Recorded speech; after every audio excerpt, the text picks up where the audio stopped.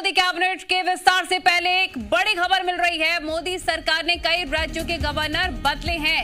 मंगूभाई छगनभाई पटेल मध्य प्रदेश के नए राज्यपाल होंगे। साथ ही रमेश बैस झारखंड के राज्यपाल बनाए गए हैं। कर्नाटक के गवर्नर बनाए गए हैं थावरचंद गहलोत की महत्वपूर्ण बड़ी खबर आपको बता रहे हैं इस वक्त की अहम जानकारी। मोदी कैबिनेट के विस्तार से पहले ये बड़ी खबर, मोदी सरकार ने कई राज्यों के गवर्नर बदले हैं, जिसमें मंगूभाई छगनभाई पटेल मध्य प्रदेश के नए राज्यपाल बनाए गए हैं। रमेश बैस झारखंड के राज्यपाल बनाए गए हैं और कर्नाटक के गवर्नर बनाए गए हैं थावरचंद गहलोत। मृदुल जी मीडिया रिपोर्टर तमाम जानकारी के साथ लाइव जुड़ गए हैं। मृदुल, क्या कुछ जानकारी? देखिए, मध्य प्रदेश के लिए बड़ी जानकारी है, क्योंकि आप समझ सकते हैं कि मोदी कैबिनेट का जब विस्तार हो रहा है तो कुछ मंत्रियों को मध्य प्रदेश से जगह मिलेगी और सीनियर नेताओं में से एक, और आप ये कहिए एसटी-एससी नेताओं के बड़े नेता माने जाते हैं थावरचंद गहलोत, और लंबे समय से वो केंद्र की राजनीति में स्थापित थे। कई बार उन्होंने मंत्री पद की अहम जिम्मेदारी संभाली, लेकिन अब थावरचंद गहलोत को एक नई जिम्मेदारी दे दी गई है और उम्मीद यही की जा रही थी कि जब नए मंत्री मध्य प्रदेश से शामिल होंगे तो फिर मंत्रिमंडल से बाहर कौन होगा। तो बाहर होने के बाद एक बड़ी जिम्मेदारी दे दी गई है थावरचंद गहलोत को, क्योंकि उनका कद मध्य प्रदेश के वरिष्ठतम नेताओं में से एक है, इसलिए उन्हें कर्नाटक की जिम्मेदारी दे दी गई है। अब मध्य प्रदेश में एक और बड़ा बदलाव हुआ है। राज्यपाल जो हैं, नए राज्यपाल अब मध्य प्रदेश को मिल गए हैं। मंगूभाई छगनभाई पटेल, इसकी ये पुष्टि हुई है कि ये अब मध्य प्रदेश के राज्यपाल होंगे। तो मध्य प्रदेश में अगर कैबिनेट के विस्तार से पहले की जानकारी आपको बता दें कि मंत्रियों को जब जगह दी जा रही थी तभी इन खबरों की सुगबुगाहट थी कि थावरचंद गहलोत को कहीं का राज्यपाल बनाया जा सकता है, और जब 4 से 5 स्टेट के राज्यपाल बनाए गए तो उसमें थावरचंद गहलोत को बड़ी जिम्मेदारी दी गई। और मध्य प्रदेश में अब मंगूभाई छगनभाई राज्यपाल होंगे, जो जल्द ही जिम्मेदारी संभालेंगे। नलिनी, ठीक है, आपको रोकना चाहेंगे। ब्रिजेश हमारे रिपोर्टर तमाम जानकारी के साथ जुड़ गए हैं। आपसे जानना चाहेंगे ब्रिजेश कि अभी फिलहाल क्या अपडेट है, कौन कौन से बड़े नेता दिल्ली पहुंच रहे हैं? देखिए, जहां तक गुजरात की बात है, गुजरात के पूर्व कैबिनेट मंत्री मंगूभाई पटेल को मध्य प्रदेश का जो है राज्यपाल बनाया गया है। पहले आनंदीबेन पटेल जो भी गुजरात से हैं वो ही उनके पास ही मध्य प्रदेश का चार्ज था, लेकिन अब मंगूभाई पटेल को मध्य प्रदेश भेजा गया है। तो फिर एक ट्राइबल लीडर को जगह दी गई है और वो अब मध्य प्रदेश के नए राज्यपाल बनेंगे। मोदी सरकार में वो मंत्री थे जब नरेंद्र मोदी गुजरात के मुख्यमंत्री थे, तब वो यहाँ पे मोदी सरकार के कैबिनेट में थे और अब उनको मध्य प्रदेश का जो है वो राज्यपाल बनाया गया है। जी ठीक है, क्या कुछ चुनौतियां रहने वाली हैं, क्योंकि कुछ तब्दीलियां जो इस लिहाज से की गई हैं उसे कैसे देखा जाए?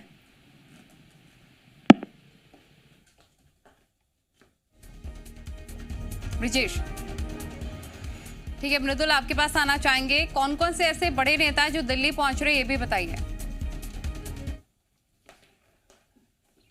देखिए, नेताओं का जो सिलसिला है दिल्ली पहुंचने का वो जल्द ही शुरू हो जाएगा। उसमें बड़ा नाम है ज्योतिरादित्य सिंधिया का, दूसरा नाम सामने आ रहा है राकेश सिंह का, लेकिन अभी हमारे सोर्सेज जो हमें बता रहे थे, हमारी बात हुई जबलपुर में, वो इस समय कुछ कार्यक्रम में व्यस्त हैं, तो वो कब दिल्ली पहुंचेंगे उसकी भी जानकारी जल्द ही अपडेट कर दी जाएगी। लेकिन जो बात अभी बताई गई है गुजरात से कि मोदी मंत्रिमंडल में जब मुख्यमंत्री थे नरेंद्र मोदी गुजरात के, तब उनके साथ मंत्रिमंडल में काम किया है। और गुजरात की अगर बात करेंगे तो पटेल समाज का वो लंबे समय तक प्रतिनिधित्व करते रहे, कई बार उन्होंने मंत्री पद की जिम्मेदारी संभाली। तो उस लिहाज से अगर देखा जाए तो ट्राइबल लीडर के तौर पर थावरचंद गहलोत को जहां एक नई जिम्मेदारी दी गई है, वहीं मंगूभाई छगनभाई को मध्य प्रदेश भेजा गया है।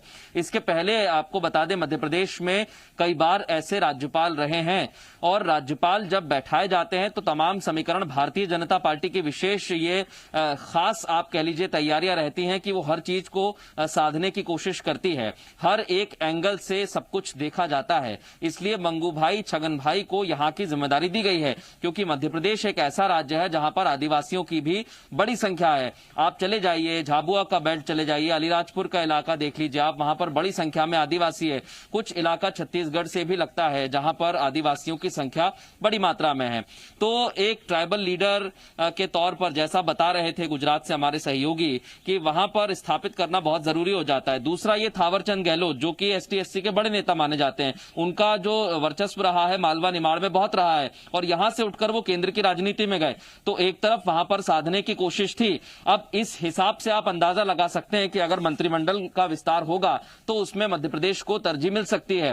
ज्योतिरादित्य सिंधिया का नाम लंबे समय से चल रहा है। कोरोना की वजह से कई बार मंत्रिमंडल का जो विस्तार था उसमें देरी हुई, लेकिन अब सारी संभावनाएं लगभग पूरी हो चुकी हैं, और अब नाम जो है वो राकेश सिंह और ज्योतिरादित्य सिंधिया का लंबे समय से चल रहा है। राकेश सिंह को जिम्मेदारी इसलिए दी जा सकती है, पहले पूर्व में वो मध्य प्रदेश के अध्यक्ष रहे, सांसद के तौर पर एक बड़ी जिम्मेदारी संभाली, लेकिन उनकी अध्यक्षता में जब चुनाव लड़ा गया तो भारतीय जनता पार्टी को 2018 में हार का सामना करना पड़ा था। और फिर भारतीय जनता पार्टी के सामने चुनौती यह भी थी कि महाकौशल को साधा जाए, क्योंकि मध्य प्रदेश में जब मंत्रिमंडल का विस्तार हुआ तब महाकौशल को यह जिम्मेदारी नहीं मिल पाई थी, और लगातार वहां पर मंत्री बनने के लिए इच्छा जाहिर की जा रही थी। राकेश सिंह महाकौशल से आते हैं, और अगर उन्हें केंद्र में जगह मिलेगी, अगर उन्हें जगह मिल जाती है तो महाकौशल को भी साधा जाएगा, क्योंकि महाकौशल से एक चेहरा केंद्र की राजनीति में पहुंचेगा, वहां पर मंत्री पद की जिम्मेदारी संभालेगा। तो ये एक मैसेज देने की कोशिश भी यहां पर है कि महाकौशल का तिरस्कार नहीं किया गया है, महाकौशल को भी उतनी ही तरजीह दी जा रही है जितनी बाकी संभाग को, बाकी इलाकों को दी जा रही है। तो एक तीर से कई सारे शिकार करने की यहां पर कोशिश है, और जब केंद्र की राजनीति में बदलाव होता है या फिर केंद्रीय मंत्रिमंडल में बदलाव होता है, बने रहिए हमारे साथ। मंत्रिमंडल विस्तार के दौरान किसको लाना है ये आप समझिए, बीजेपी तय करे, लेकिन हमारी कोशिश है, हम चाहेंगे कि युवा है, क्योंकि मंत्रिमंडल बुजुर्ग होते जा रहा है, ऐसे में युवाओं को मौका मिलना चाहिए केंद्र में भी और राज्यों में भी।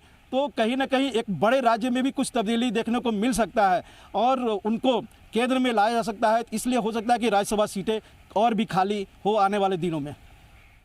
ठीक है, रविंद्र कुमार महत्वपूर्ण जानकारी यहाँ पर देते हुए नजर आ रहे थे। मृदुल लगातार वो भी ये कह रहे हैं कि युवा चेहरा होना चाहिए, उनको तरजीह दी जाएगी।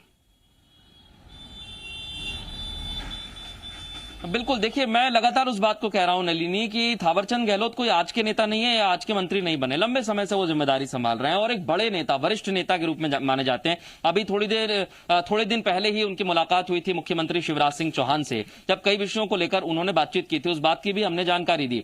तो आप समझ सकते हैं कि जब एक नेता की उम्र धीरे धीरे बढ़ती जाती है तो उसे नई जिम्मेदारियां दी जाती है, एक नया रोल उसे दिया जाता है, और उसी दिशा में थावरचंद गहलोत को यह नई जिम्मेदारी दी जा रही है कर्नाटक की। और भारतीय जनता पार्टी को पता है कि किस नेता को किस समय कहां बैठाना है, यही आला कमान तय करता है। जैसे युवाओं का जिक्र किया तो ज्योतिरादित्य सिंधिया मध्य प्रदेश से एक बड़ा चेहरा हो सकते हैं, यही बात हमारे सहयोगी हमें बता रहे थे। और अगर मध्य प्रदेश की राजनीति से राकेश सिंह और ज्योतिरादित्य सिंधिया जाते हैं तो इन्हें उस नजरिए से देखा जाएगा, क्योंकि मोदी कैबिनेट का जब विस्तार होता है, आपने कई सारे विस्तार मोदी कैबिनेट के देखे होंगे। जब पहली बार मंत्रिमंडल का गठन किया था 2014 में प्रधानमंत्री बनने के बाद, तो उसमें भी युवाओं को तरजीह दी गई थी, और जो 2019 में जब दूसरी बार प्रधानमंत्री बने उसके बाद भी कई सारे युवाओं को जगह मिली।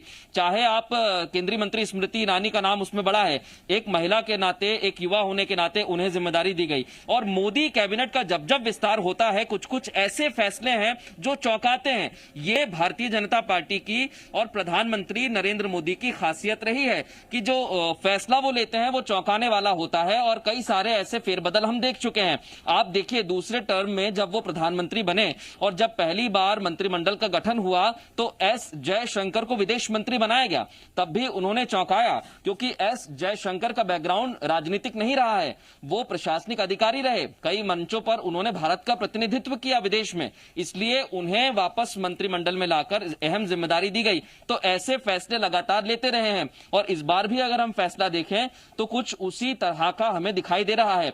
देखिए, आपको याद होगा कि आने वाले समय में चुनाव होने हैं और इसके पहले जातिगत समीकरणों को साधने के लिए लगातार मंथन किया जाता रहा है। और मृदुल, अगर ज्योतिराज सिंधिया की बात कर ली जाए, देवास और इंदौर का आज उनका दौरा होना था लेकिन वो कैंसिल हो गया, रद्द हो गया, जिसके बाद दिल्ली वो रवाना हो गए, ये भी अपडेट है क्या?